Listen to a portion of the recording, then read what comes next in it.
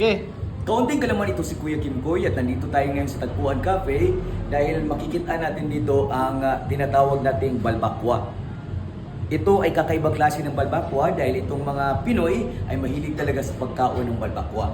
At narito nga ang eksperto sa paggama ng ibang klase ng balbakwa. Siya si Chef Goyo. Chef Goyo, bakit tinawag na balbakwa ang balbakwa? Kasi yung balbakwa kasi baka. Balbakwa. Ito, baboy kasi ito. Ito baboy, pinasahi na balbakwa pero baboy ang sinagol. Ito ay tinadtad-tad ng mga baboy at makikita natin ang kanyang lawas ay nagtagod-tagod. Pero kaya sinabing balbakwa dahil baka, balbakwa. Noong unang panahon ang tawag ay balbaka pero parang medyo pangit siya sa paglitok kaya tinawag na balbakwa. Ngayon naman, itong matitilawan natin ay anong tawag? Bagong putahe. O bagong putahe dahil ito'y ang balbakwa ay color orange pero dito nag-yellow. Nagilo. Gihipa ang mong baboy. Kasi baboy.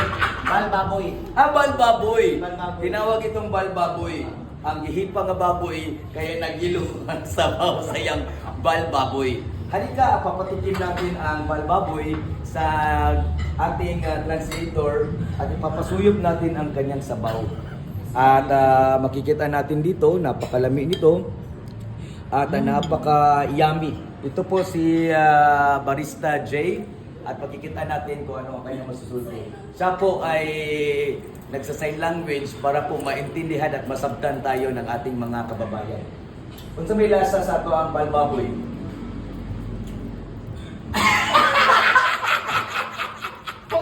naamang sa kalami.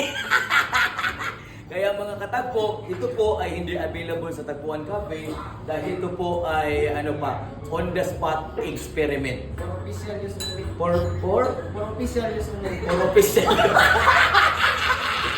for official use only. Ang mga katikim nito ay magkadugay ay magkababoy. Magkababoy. Ito si Kuya Kim Koy, kauban sa Chef Goyo para sa team Kaunting Kalaman.